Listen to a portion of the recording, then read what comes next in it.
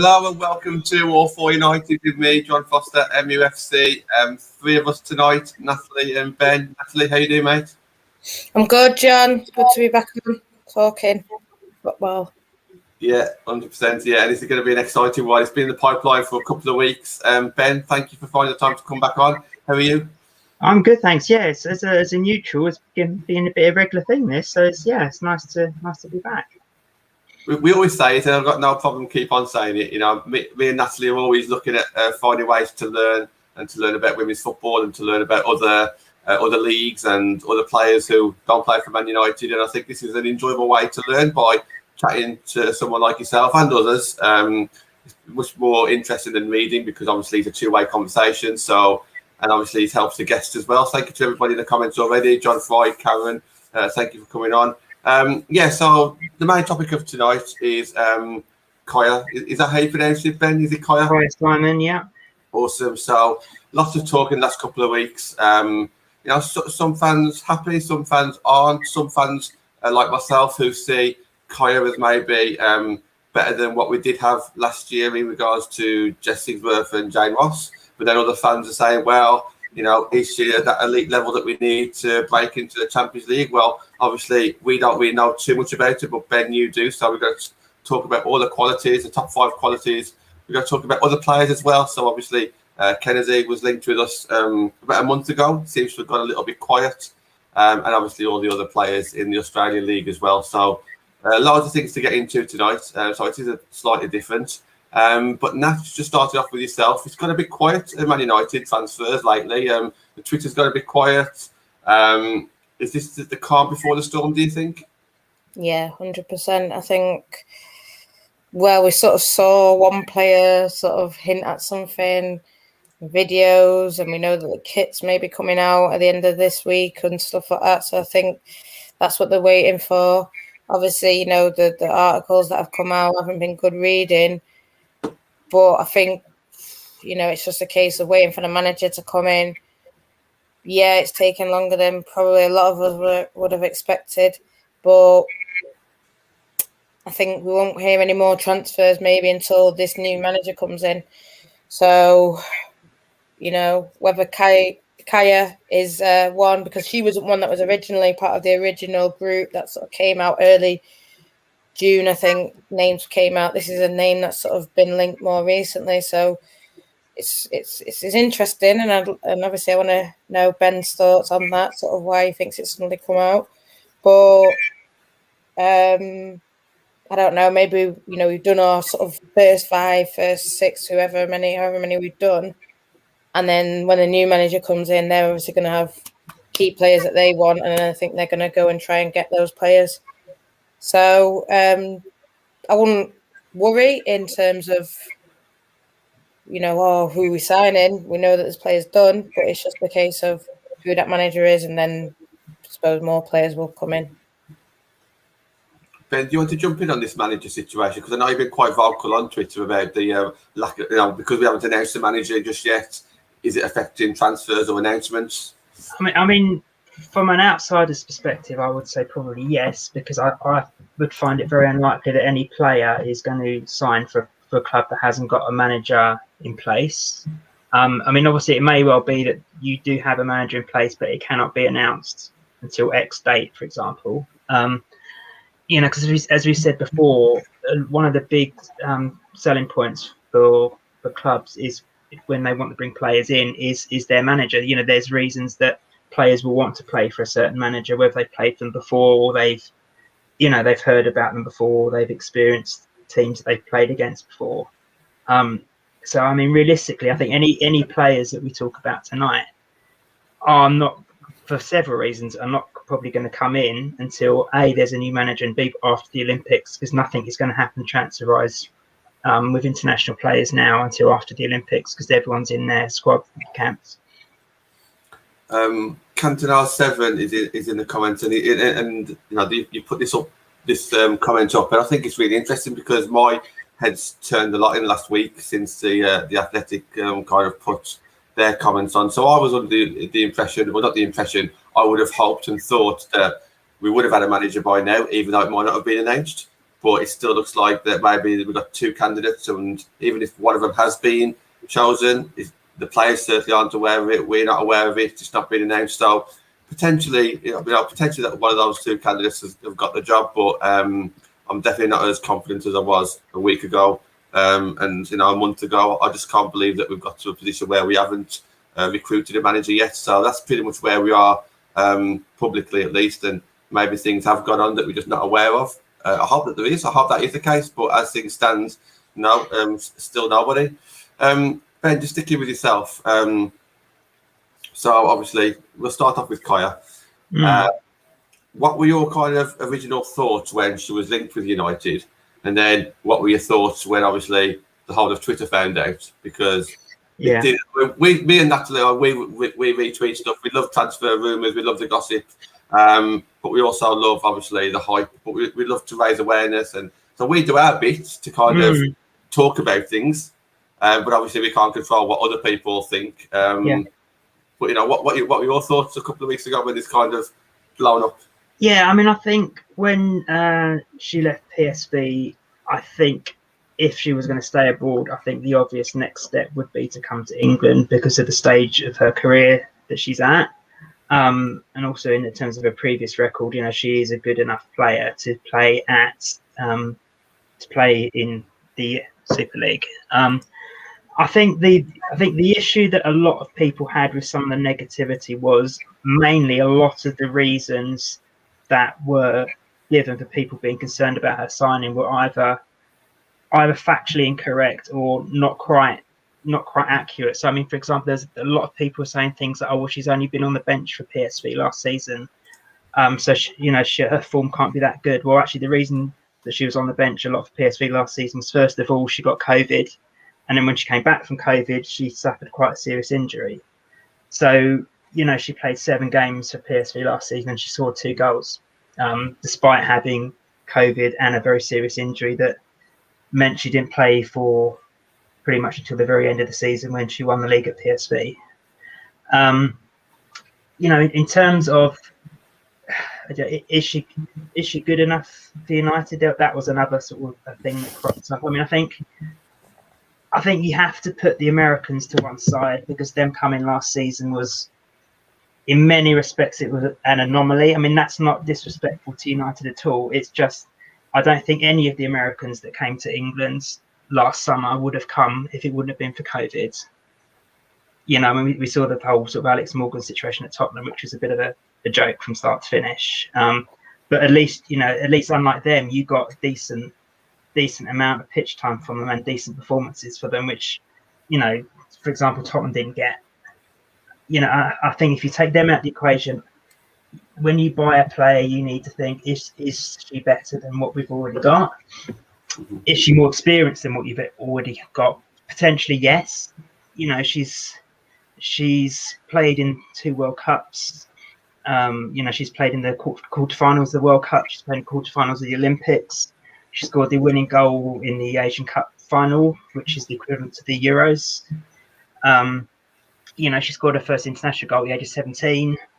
She's won all sorts of honours at club level and in America. She was top scorer with Boston Breakers the season before the NWSL started out there, so the equivalent league at the time, with 26 goals. Since then, she's kind of tailed off in terms of her goal scoring, but she offers more in terms of creativity, sort of energy, drive, and experience. She's 30 years old now, so she's probably around her peak.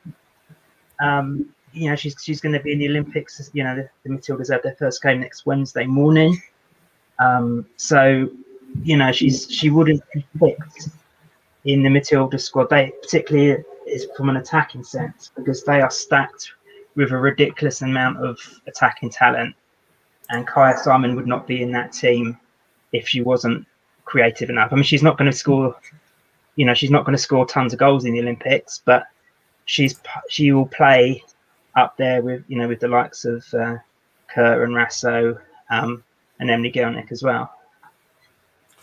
I do read what you put on Twitter, and I read the replies that you give to some of the United fans, and I think it's really useful. I know Karen's in the comments, and I think you replied to Karen, and then Karen messaged me, and we all talk, and we do hang on a lot of because obviously you know a lot more about these players than we do.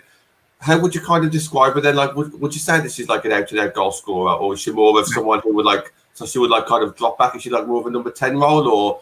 Yeah, I mean, how she is now, she's more of a sort of a creative player. I mean, if you look at, I had a feeling you'd ask me these sort of questions. So I have had a look at a record to make sure I'm not, spouting rubbish at you. So in terms of her club games, she's played 189 club games. She scored 76 goals. She's played 90. She's got 94 caps for the Matildas. She scored 26 goals. That's probably about a fair reflection of where she is in terms of, she's someone that in the Super League, I guess you could probably guarantee 5 to 8 goals a season. But you can say that she'll be, in terms of assists, she'll be up there in terms of that respect. I mean, as a younger player, she scored a lot more goals. I mean, so the young Matildas, which is their under 20s, she scored 10 in 15 games, for example. But how she's been used over time is very different. But she's played in the top level in America, and she's scored lots of goals in America in the past. So she's not going to come in and be a main striker and score tons of goals for you, but she could be the one that, depending who else you get up there, could sort of be a piece in the jigsaw, perhaps. Okay. Yeah, I mean, I've seen Karen sort of said, I think, John, I don't know if you can highlight that comment, but the problem was she was sort of LJ replacement, and yeah, she is experienced, and it sounds like if she plays that number 10, she could do that. But I think that's what caused a lot of the upset. It was sort of replacing LJ, who's sort of generational kind of talent with. Yeah, I mean, where did that originally come from? Because I think realistically, that was the person who leaked. Well, the person who originally put the story out said Kyah was that's who they were looking at as the replacement. So that's how it all came out that she was joining United. So did that come out of United, or was that a journalist? Right. Okay. Yeah. No, I mean, I guess in a way, I think they've probably seen the position, and it's a similar position. And okay, everyone kind of worst kept secret is that Lauren is likely to go to Chelsea, and they've seen okay, Kyah plays in this position. It's a straight swap, which the reality is quite different, I think. Yeah. That's the way I kind of read it as well. I don't think them comparing maybe like playing styles or ability or technique or anything like that. I think that it is purely position on the pitch. So as soon as you said, Ben, that she's not an out-and-out striker, then all of a sudden I start thinking to myself, that article that I read does kind of make sense a little bit, because like obviously LJ could be the out-and-out striker, but she could also play and do it that way as well. So that was interesting. Where do you think that she could potentially fit in then, Ben? Because obviously I know that you're not a huge United fan, but we got Leah Galton on the left, who's fantastic. She's the number one on the team sheet. You've got Hanson on the right, who potentially needs, she's not nailed on to be a starter next season. I think as things stand, she probably is. But somebody comes in, it might be different. You've got Alessia Russo, who's a big fan favourite, even though she only played a few games last season.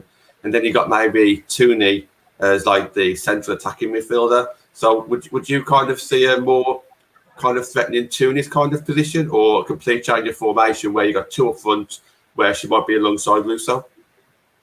I don't know. I mean, you're not going to necessarily have her as an out-and-out striker, so I wouldn't ever really think she'd ever be up on her own. I mean, she's probably, if she's going to play in a front two, she'd be more of a supporting role, or I guess maybe you could think about playing her behind, sort of like in the hole behind, perhaps, maybe. I mean, she has, if you certainly watched her in the last two games, because the situation with the Matildas is very strange because of the whole COVID thing. They've only played 4 games in the last 2 years.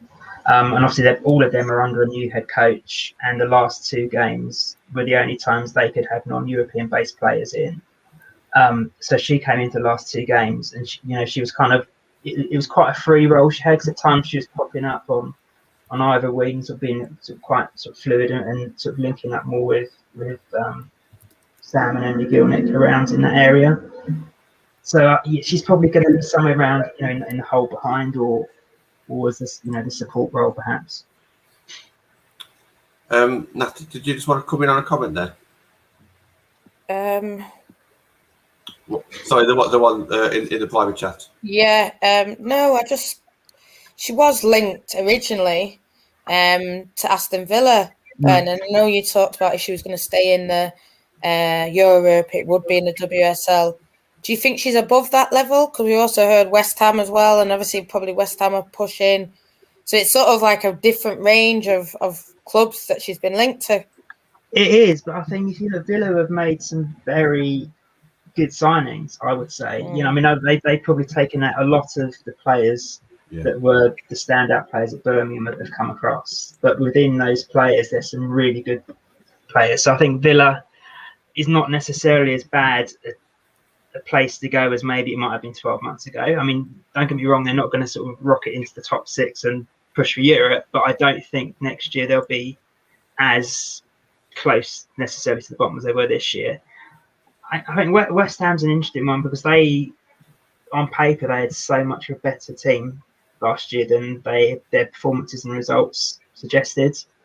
So yeah, I could see. I don't think necessarily going to West Ham would be a bad move for her, because I think the players that they've got they're actually a reasonable team who probably should be pushing to the top half of the table, really. And there's another Aussie. There's Mackenzie Arnold's there, and obviously Van Egmon's gone now, but Aussies tend to flock together, don't they? As we all know. So who knows? So on that then, Ben, obviously we're speaking before the show, and you've come up with like 5 of her key attributes. And I was going to jog your memory here just in case you forgot what you said, but I have got them down. It says obviously she's had top level experience, she's creative, her determination, energy, and passion. Obviously, those are quite like broad topics, but it's obviously they're all like very United basis. We talk about the high pressure, so you need that energy. We lack creativity last season. I don't think we probably created enough chances. And all the things that you've been saying tonight so far have actually been very positive as well. Jonathan in the comments has just asked a little bit about her thoughts on Simon. Do you want to just have a recap about, because I do want to stress some of the things that she's been involved in the past already, like her. Yeah. Just read them back to Jonathan, because I do think it's worth mentioning again. Yeah, I mean, I guess sort of brief, potted history. She first played. She was an under-8 boys. She played under-8 boys football with a little team in Quakers Hill, which is about 25 miles north of Sydney. She made her debut for the Matildas at the age of 16 against Holland. Hong Kong even. And then she played her first W League game at the age of 17 and scored her first goal in her 3rd game, which it's quite a stat in itself. I think I always think with her, I mean, she's a massive advocate for Indigenous rights and supporters of the Indigenous society and things out there. She's very, very proud of that background. And I think if anyone who knows anything about Indigenous Australians know that any one of them who makes it in sport has done it through masses of determination and through masses of energy and passion, because for anybody to make it at the top level of football is a massive thing. But for an Indigenous Australian to do it, particularly in sport like football, which is nowhere near the top sport in Australia, is that in itself is a big deal. You've got lots of Indigenous Australians in Aussie rules, massively. But football, not quite so much. There have been some really big names, but Kyah is one of the main Indigenous names to play in women's football, rather than Lydia Williams as well. There's another one. But yeah, you can't look beyond that in terms of just what that in itself, where she's come from and what that's enabled her to achieve. She scored her first goal for the Matildas at the age of 17, and at the age of 20, she steps up and takes the winning penalty in a penalty shootout to win the Asian Cup, which, given what's happened recently, respect for a 20-year-old step up and then score a winning penalty in a massive Continental Cup final like that as well. And you know, Australia had never won a major international tournament back at that in that time. You know, she was the first Indigenous Australian to score in a World Cup, men or women, as well in 2011, and she scored the winning goal in a second round game in the World Cup against Brazil in 2015. So, you know, she's been there and done it in some pretty big games. You know, she scored big goals in the Olympics in the past as well. So, yeah, she's won the W League 3 times. She's been the Player of the Year. She's won the Golden Boot. She's a top scorer, with, as we said, with Boston in America, which I think that was a year before the NWSL started. So, yeah, she's been around and she's done a few things, yeah. What are your thoughts on this now, Nat? Now that you like hearing and learning a bit more about her, and obviously it's okay doing it in one league. Can you come and do it in a different league? I understand all this. Will she would settle? I mean, Kristen Press, fantastic player, World Cup winner, took her quite a while to settle. You know, it's not just a case of having a record behind you. You do obviously need to settle as well, don't you? But the more we kind of learn about her, the more people that we're speaking to actually know her more than maybe what some of the Man United fans know about her. It's getting a bit more positive. What are your thoughts, Nat? Yeah, I think if it's someone as a 10, I think it's good. I think creating chances, it would be good. And I saw an article from, I can't even remember his name, but I read a really good article, and it was sort of saying about her creating chances, how she can not only play down the middle, but can sort of pull out to the wide and stuff and put crosses in the box. That's what it's all about. It's all about creating chances, and it'll be good to have her, someone for Tooney to learn off and, you know, bounce off each other. I think with me, it's. I think we need an out-and-out goal scorer, and obviously she's not that. But I think, you know, we're hearing, Thomas is potentially joined or about to join, and then you look at her record, about 4 goals last year. You look at that's what's then led to sort of a bit of a mini meltdown, say, on the Twitter, because you're thinking, well, we had, you know, LJ's one of our second top goal scorer, and we're losing her a lot of goals, and we've not really got anyone in who's going to score them. Whether they're waiting to sign an out and out number 9, and then Kyah, that'll be more positivity around it. But I think also the fact that, like what Ben said, I think Villa are making really good signings, and I think, you know, Wardy potentially going out and looking at maybe signing her. It's sort of not saying that they've pushed their boundary, but they've sort of reached for the stars and grabbed her. Unfortunately, it's not worked out for them. Potentially, it's looking like, and we're sort of then looking at Wardy thinking, well, why are we in the same market? And I think, but this is probably where we're at at the minute, in a way. Just looking for, you know, we ain't got a manager. There's talk Nikita Paris rejected us, you know, all this kind of thing. So other players that Everton had rejected us, you know, so it's sort of waiting. And I think the fact that this signing is one that's sort of come in, like I said, there was the June ones that were talked about when Emma first released it. There's Bagley, Mannion, all those names. And then this one's just suddenly come out within the last 2 weeks. I'm not saying it's not, it probably is, but it could be agent talk, because now West Ham's come out. I don't know. There's obviously something in that they were looking at accepting the offer, maybe for Chelsea. Looked, like what Ben said, looked at, she's this position. Maybe they thought, let's throw it out and see what reaction. I don't know.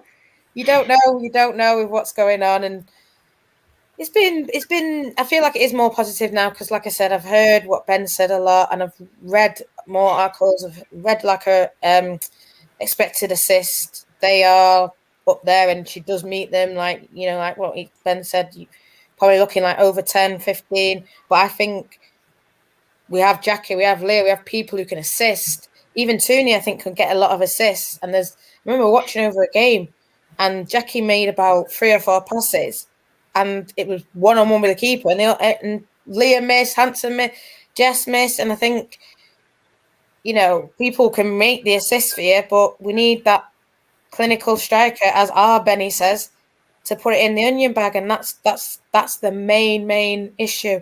People aren't putting it in the bag when they're when it's laid out to them in a way, and that's where I think we need to improve clinicalness. Even Casey said it, taking our chances. You only get sometimes in a big game you'll get about 3 or 4 chances. You need to take at least half of them, take 2 of them, and that's the thing. What I think's letting us down a bit. I think I don't know if lucky is the right word, but I think we are kind of lucky at the moment because so many attacking players have left. We can still bring in an attacking player who isn't an out-and-out goal scorer. By all means, we do need one, and that's for me is a priority, of course. But if we're going to bring in 3 or 4 attacking-minded players, one of them, I suppose, can afford to be a bit like that Simon role that's assisted as well as scoring. But yeah, you are right, Nat. By all means, it's not going to have one of these players if we haven't got somebody else who can score. We can't always put this pressure on Musa, can we? Ben, I mean, the stuff that we're kind of talking about, the things that you read in the comments. What are your kind of thoughts on this kind of situation there? Yeah, I mean, I think anyone who watched you last year when things started to turn a bit, it was the lack of the goal scorer to put away. Creating wasn't an issue for you in the games against the top teams where eventually you come unstuck.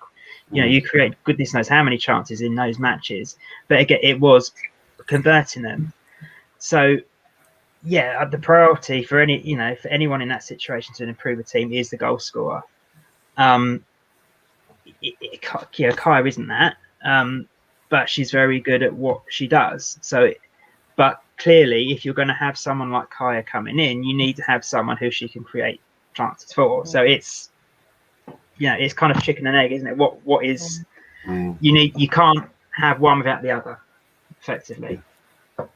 Jonathan's made a good comment. I'll stick it up on the screen about getting more players in the box as well. I mean, I wasn't going to mention the game yesterday, but Luke Shaw's goal, I think, was absolutely amazing to see. In them first 2 or 3 minutes, about 4 or 5 English players running into the box and getting across it. And obviously, it fell to one of our players, and it was great to see. And I think that's something that we can improve on next season, getting more players into the box, whether that be a formation thing or just a change of philosophy. Maybe that is something. But that's a sign now. So just as we finish up on Kyah, what are your thoughts on where she could potentially go, or what are you hearing like with any fellow Australian friends? I call them Australian friends or Australian fans friends. What are your kind of thoughts on?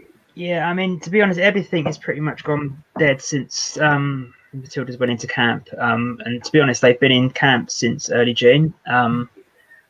So there's not going to be any movement on Matilda's players for I'd say at least 3, maybe even 4 weeks, and then obviously we're then getting into a month before the start of the new season. I mean, I think the link to United, I guess, was probably the stronger one. I could understand West Ham more than Villa probably, because I think she would probably prefer to come to a club that has got more of a chance of being mid-table minimum in terms of West Ham or pushing for Europe, such as yourselves, rather than Villa, who realistically would, although they're a much better team, will probably be within the bottom 4 or 5. So yeah, I mean, I think it's if you had a new manager in place, I would say yeah, you would probably be the favourites for her. But like everything else, it's all going to hang on that. But because we're at the stage we're at now, and there's going to be no movement transfer-wise for a good 3 or 4 weeks, then there's every chance that it's possibly going to happen. We're going to move on. There's about 4 or 5 people in the comments mentioning another Australian player's name, Alana Kennedy. Now, I know that you've spoken about her on the show before. We've spoken about her as well. Nat, I'm going to start off with yourself on this one. Regarding the defensive situation, so it looks like the Mannion is looking likely to sign. Not saying it's done, but it looks likely. Obviously, Amy Turner's gone out, so that's kind of like a straight swap in regards to position. But in my opinion, there's already one centre back down. Abby McManus is probably going to leave as well, so we do need another centre back. The more we learn about Bovrisa, she's more of a box to box, not a hardy lad kind of replacement. So Alana Kennedy would kind of fit that kind of bill. Obviously, played in WSL as well. Is that still a player that you kind of wanted the club as well? Yeah, 100%. I think the last time Ben came on and talked about her, he really sold her to me. Even though when he said she's not a defensive midfielder, I actually did like her there for Spurs. It sounds really strange because that's the only place I've really seen her.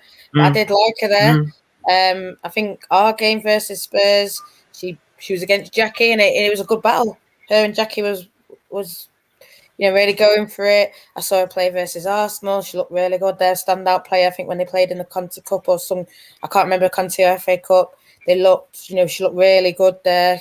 She was part of the reason why it kept it, 0-0 at half time. I know they didn't end up losing, I think Spurs like 4-1 or something like that. But, she was standout player then.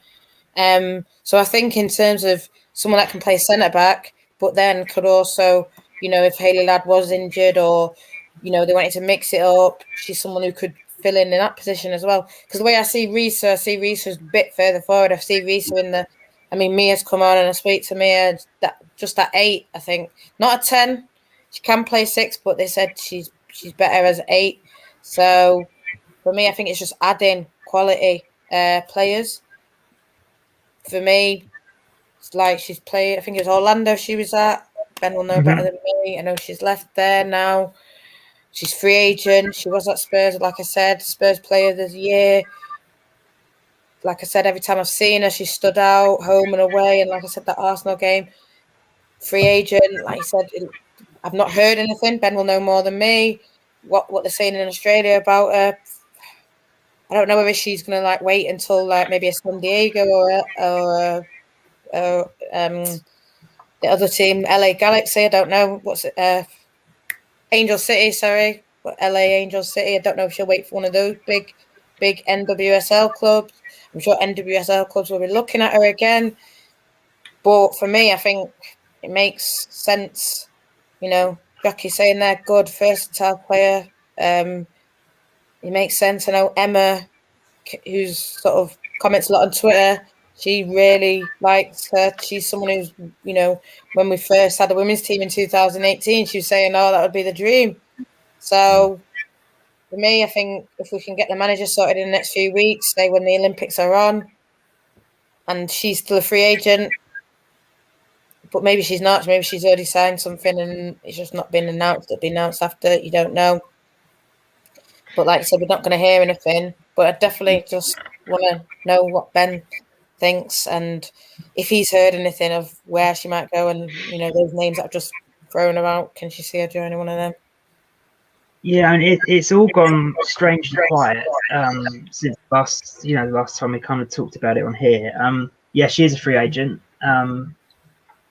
I don't know. I kind of thought that if she was going to go back to America, she might have done it before now because she left Tottenham quite early on, didn't she? Which would have been, in theory, early enough to come in to near the start of the season in America. So, I'm only reading things into there that maybe not be there, but that might suggest that she's certainly looking to stay in Europe. She had a decent time over here, so she's certainly a top flight player, super league quality player. But it's like everything at the moment now, isn't it? Nobody knows what's going on because everyone's stuck in a camp, so nothing's going to come out at all. It's all pretty much going to be radio silence, isn't it now? So yeah, it surprised me that everything's gone completely quiet, which maybe suggests that perhaps she has signed somewhere that and it can be released at the moment because everyone's stuck in camp. Maybe I honestly don't know. It is strange that it's gone completely quiet. Could you imagine two Australian players playing at Man United? Obviously, we haven't had any Australians before, but obviously they are coming over now, and like you mentioned, they do kind of stick together. Once one comes, another one will come, and we saw that with the Americans last year as well. We see it with the Dutch. Could you kind of see more Americans coming over, not just to United, more Australians coming over to the WSL? I think at the moment, if you're going to, apart from the likes of Kendu and Simon, who we discussed, most, but not all, but most of the other up and coming players are would probably be coming straight from W League level, and I think at the moment that gap is too big to do in one go. If anybody watched the W League, it was on BT Sport. There's 2 or 3 games a week on BT Sport last season, and there will be again next season. But if anybody watched that, the youngsters, the teenagers and sort of up to 21 years old, the quality of that next generation is phenomenal. But they will probably need to go somewhere like Scandinavia first of all. I mean, there's already sort of quite a pocket of youngsters out in Scandinavia at the moment. There's certainly 2 or 3 below the age of 25 out there who long term I think are more than good enough to come over here, but they need a couple of seasons at that level, or maybe playing Champions League for a Swedish team or a Norwegian team to sort of get to that sort of next level. Because at the moment, since all the Matildas came to Europe, the W League, the gap originally was probably somewhere a bit like that, whereas now it's quite a substantial gap from the W League up to the Super League. So yeah, the next generation I think would need to come somewhere else before they make the step up to England now. Cool. Okay. There's like between 35 and 40 people watching, so please stick the thumbs up on the video. It helps promote the channel. So when you're scrolling on YouTube, our video will come up, so you're more likely to click on it. So please help us out and just stick that thumbs up. Really do appreciate it. Ben, when I introduced you, for anybody who hasn't seen you on the show before, just give everybody a bit of a shout out to on what you do and what your background is and where people can find you on your writing and everything else that you do as well. Yeah, so I mean, my background in women's football originally, I started doing a bit of work for Norwich City Women around the time of the last World Cup. So a good friend of mine was involved there. Sort of did some social media stuff for them around the time of the France World Cup, sort of build sort of knowledge of their players and stuff like that. But that realistically wasn't going to go anywhere for geographical reasons, because I'm a good 100 miles south of there. So I started my own women's football website in September 2019, Impetus Football, which took, sort of bumped along on the ground for, a good sort of 12 months or so with, it had a small but regular following. And then actually it was Sam Kerr that sort of turned everything around. I first come across Sam in 2008 when she was 15 years old. So I was her brother's plays top level Aussie rules. He's roughly about 10 years older than her. So I was at a game at Subiaco Oval, which is like a big 45,000 capacity stadium. And Daniel was her brother's name, was playing in that game. And someone a couple of rows behind was saying, oh, did you hear that Daniel's got a sister who's pretty handy at football? Or soccer, as they call it out there. He said, okay. So I've got family out there who ironically live about 20 minutes up the road from where Sam was born and she grew up. So sort of the next day I sort of saw them and said, what's this about? Daniel's sister being handy at soccer. And that. So, she's just signed for Perth Glory and she's 15 years old. So, that was the start of it in terms of Aussie football for me. There was someone from an area that I knew really, really well and I've spent an awful lot of time in, who suddenly got to be quite good at football. And 2 years later, in the age of 17, she was playing in the Asian Cup final that Kyah Simon scored the goal in. And Sam Kerr scored Australia's goal in that final at the age of 17. And that kind of went from there. You sort of watched the Matildas because she was in there playing, and sort of the connection sort of built over the time. And what's really good with them is that if you sort of message them after a game, some of the players, they will respond to you. And so once that's done, once you sort of do that regularly, then rather than respond to you on social media, they'll direct message you, for example, and stuff like that, which is amazing. And that's been really, really useful now I've started writing, because our coverage for the W League last year got ridiculous figures, which, we never even dreamed that we'd get. So for a time, the site was getting more hits in Australia than it was anywhere else in the world. So that's them. I then got picked up by Beyond 90, who are sort of like the leading independent women's football platform in Australia. So they've got me for this season covering FAWSL games for them, and using the links I've got in Western Australia to do coverage of the game in Western Australia and South Australia as well. So Yeah, I've got to know the guys at Perth Glory quite well, which has been really good. I still haven't got the interview with Sam yet. I have to retire. I think I'll retire when I get that because there'll be nothing else left to do. No, it sounds great, and obviously you're really passionate about it, the same as me, and that's passionate about Man United women's team, and you've got to be passionate about it. When you're kind of at our age and you want to learn, it shows that you've got to be passionate. It's not like we're a kid and we're forced to learn. You know, we're not forced to learn anything, are we? We can just go about our life however we want. But when you actually want to learn and go out looking for information to help us grow, you've got to be passionate. We're going to move away from Man United a little bit now and just talk a little bit about Australia. Natalie, I know that you've got a show planned in the future about this in more detail, but I think while Ben is on, it'd be good just to talk a little bit about maybe other players in Australia that could potentially will be like the next best thing, and talk to us a little bit about maybe the levels, like how good Australian teams are compared to WSL. You mentioned Scandinavia before, maybe WSL. Just talk to us a little bit about like the levels and the type of players that you get there.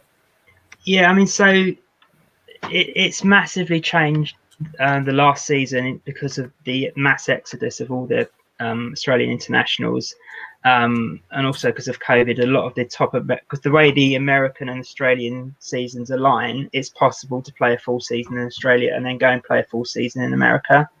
So up until this season, they had a lot of very, very good American players would come over and play W League as well.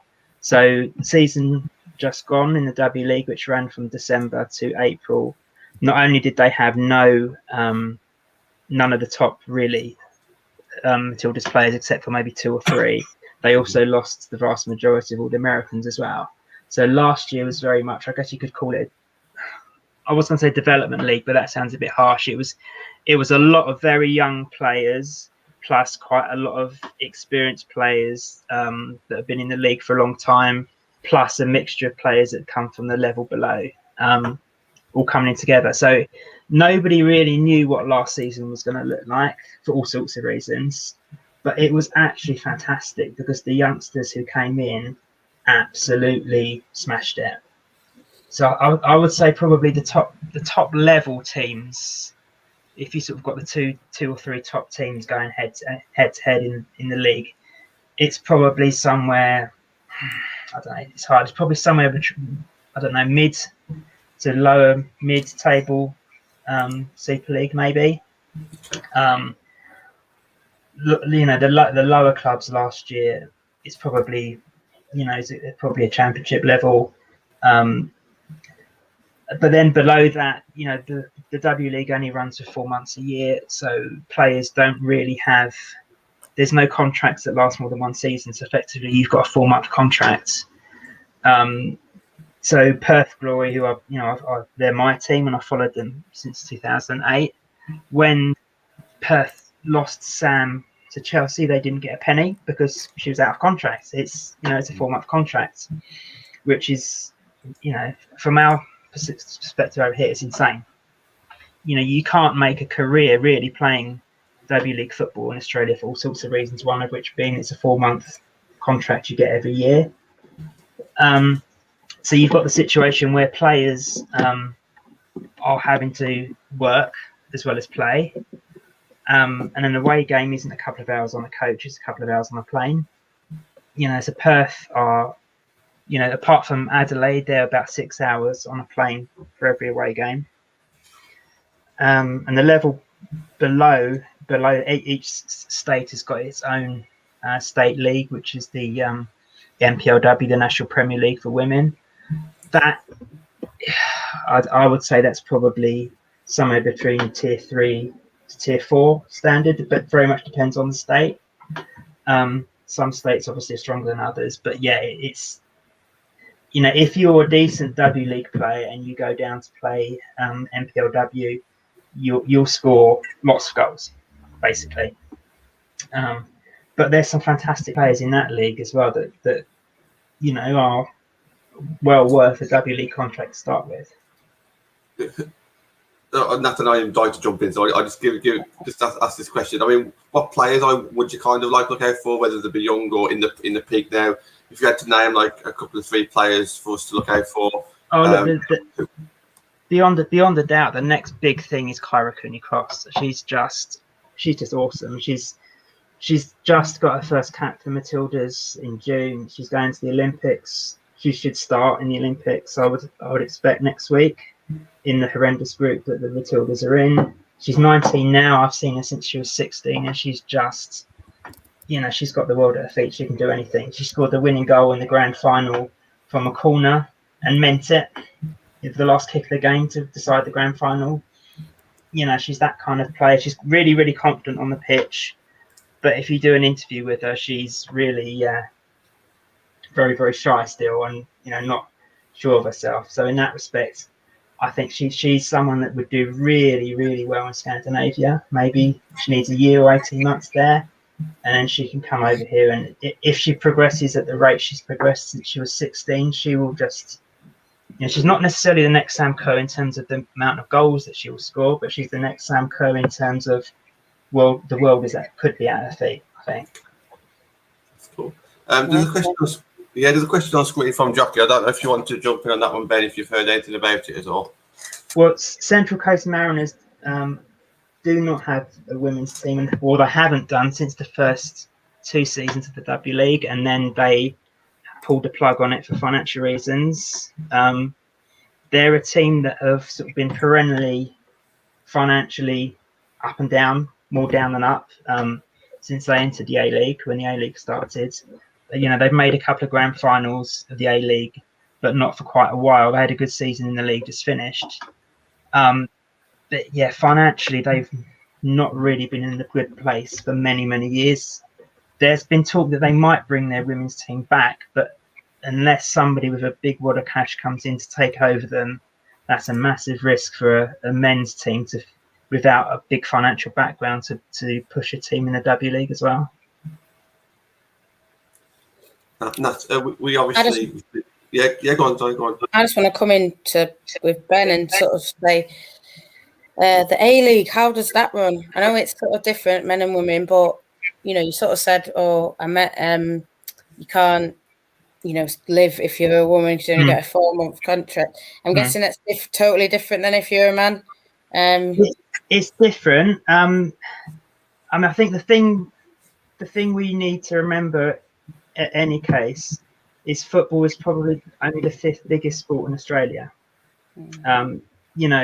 Aussie rules is the absolute king. You'll get 60, 70, 80,000 to a regular league game. Then you've got rugby league.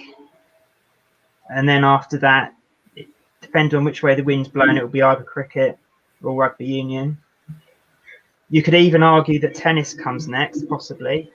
And then you've got football or maybe basketball. So it's that low down the pecking order in terms of media space. In terms of, as far as I know, there are more players playing football or soccer, as they call it, than any other sport in Australia. But that's not necessarily translated into bums on seats. A lot of it is very political. So the problem that Australia's had is that a lot of their clubs originally, men's clubs, were linked to the groups of people from the various European countries that came out to live in Australia in around about the 50s. So, there was, you had like West Adelaide Hellas, the Greek team. You had Perth Azzurri. So, everyone was kind of linked to their own original national backgrounds. And so when certain teams played each other, it would be a bit like an international, and it would get quite tense and quite, un-Australian in terms of, you go to a sports match in Australia and there's no segregation generally. And people were quite turned off about, these foreigners, for want of a better expression, coming in, taking over their game and it being quite violent and, crowd trouble and all the rest of it. And that was one of the issues that football only had. And the A-League was only formed because the government realised that football could be a way of, a world stage for Australia to compete on, because rugby league is not a big international sport. Aussie rules, the only country they can play is Ireland every year in a kind of a made up form of Gaelic football and Aussie rules. So they saw football as a way they could get international recognition. And so the government funded some money into sort of putting the A-League back together, or the A-League together after the old league sort of floundered quite a few times. So the A-League itself is a very up and down history.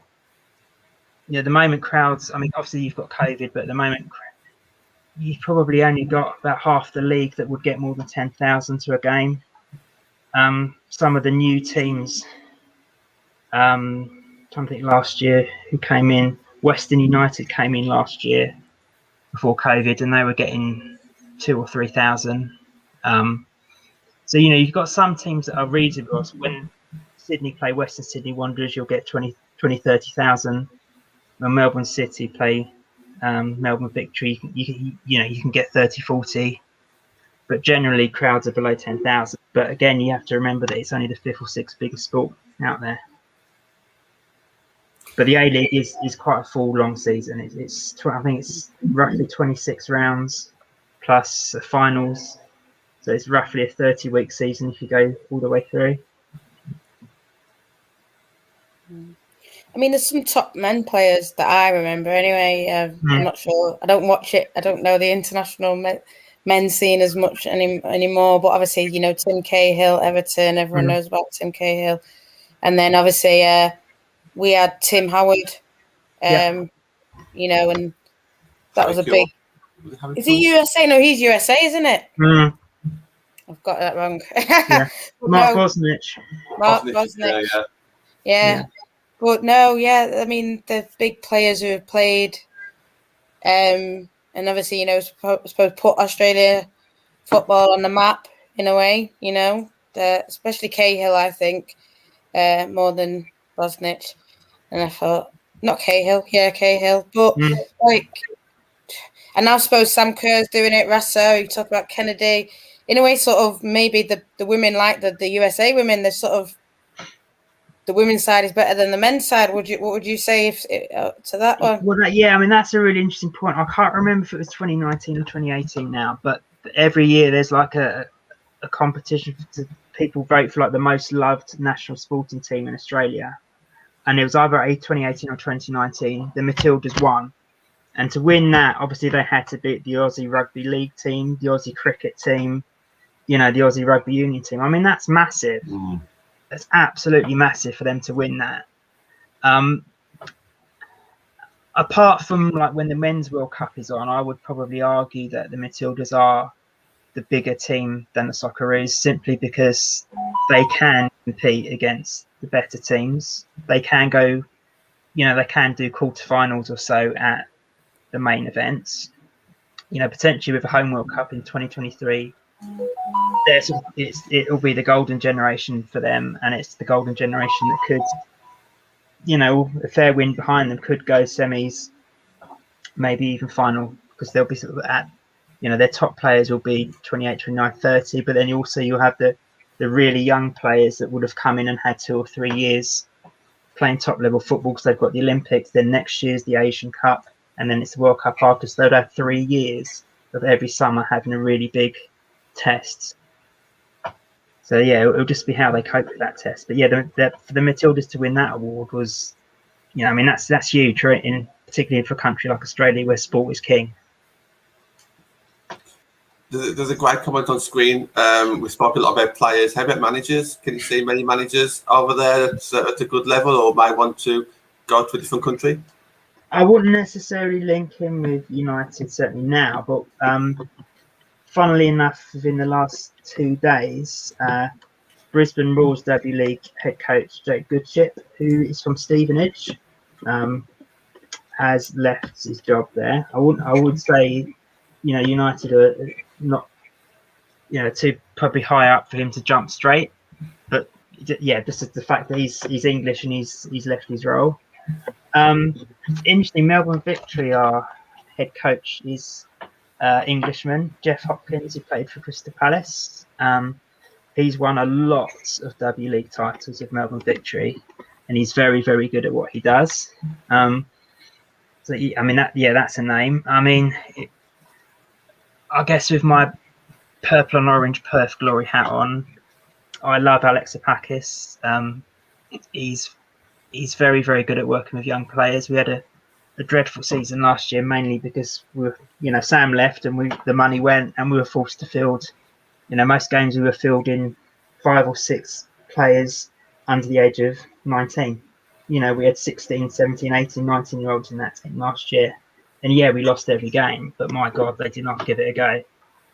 So that team next season, I think, with a year behind them, are going to be fantastic.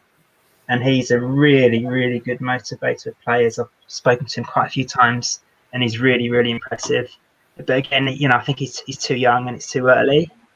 But yeah, Alex Epakis is someone I'd certainly look at, and it's someone who could be more ready now. Jeff Hopkins, he's done some really good work at Melbourne, and he's British again.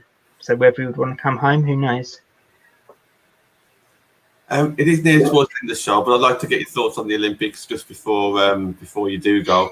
Obviously, you'll be looking forward to it. You'll be knowing a lot more players around the world than me and Nat. But what are your thoughts? What are your expectations going into that Olympics? Because we had Marty from the United States on, and she wasn't overly confident of her nation's chances. She said that obviously she got a difficult round. I think it's Sweden that they've got her first game. I think the States. It's horrific. It's an absolutely horrific group, and because the way the groups have been drawn, you've got a couple of groups that are quite, I don't want to say easy, but are quite comfortable for the top teams.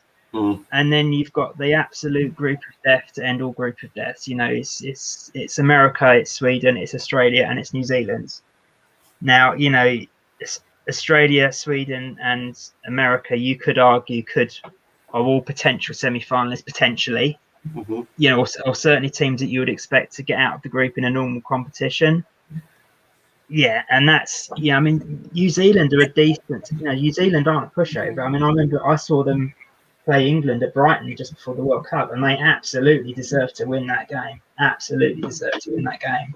So, New Zealand are more than capable of getting a draw with Australia or Sweden, certainly. So that's a horrendous group, and a very good team is going to go out straight away. So yeah, it's going to. I think the first game for Australia is New Zealand, and obviously, that in context is an absolute must-win. And obviously you've got the sort of trans-Tasman rivalry as well, which adds to it. And then they've got Sweden. So I think Australia have to get a win and a draw from those first 2 games as a minimum. Otherwise, they're in trouble, I think. And Sweden are not a gimme at all. They're a really good team. So just that group is going to be really exciting to watch those 6 matches just in that group alone. Nat, your thoughts on the Olympics? I know you probably watch more than me regarding the national team on the women's side. I know you've been to a few matches as well. But are you really excited about the Olympics? What are your thoughts on it? I watch it, I think, more for the players. So I've been to see a couple of under-19s girls play. This is for England now, and I've been to see a couple of under-21s, and then obviously I was at that game that Ben talks about because one of our players was going out to the World Cup. Told us to come down, went down, saw her playing. Good day out, and like you said, though, New Zealand deserved to win, and I think I know that what Ben says in terms of Sweden and Australia and USA. I've not seen all the groups. I know England's Team GB's got Chile and Japan and someone else. Don't know. Don't always hit. But I'm going to try and watch some of it. Be good to see that, probably because I think it's going to be late at night, so it's probably going to, or early morning. Early morning. Probably going to be. Yeah, I'm not going to be, unless I'm working from home, I'm not going to be getting up for that. No, I'll definitely see the highlights, probably, midday, eating my lunch. I'll see how teams have got on. And, USA, Sweden, that's a game and a half. They've already played each other, and I think they just got a draw, USA. Luckily, like I said, Australia, New Zealand, that's going to be really good. I think, like I said, Chile are in Team GB's group, but don't write them off. Japan always played Team GB, always play England girls anyway in the I can't even remember, but there's talk of, I don't know, Ben might know more, but there's talk of being a friendly that Team GB are going to play soon. I think it's versus New Zealand on Wednesday or something like that. Don't hold me to it. I don't know, but that's obviously out in Tokyo. They're playing, so there might be something. They might get updates from social channels about that. I don't know if they'll show it live. I don't know. But, in terms of myself, am I excited for it? Yeah, I'm excited, but I'm not, I think after all the Euros, I'm sort of just waiting for Man United and what they're going to do. Yeah. But yeah, I will keep up to date with it. And like I said, via the highlights, because I don't think I'll be up for a lot of them. Ben, we'll finish the show with yourself then. How do you think Australia and England will do in the Olympics? I think you can't really judge that group that Australia in is really hard. I mean, they could either second would be fantastic. If they finish second, they should get a reasonable quarterfinal draw. If you finish third, then you've got a slight chance of getting through, depending on how everyone else does. So you don't really want to be finishing thirds. GB, I don't know, because the whole team selection really frustrated me.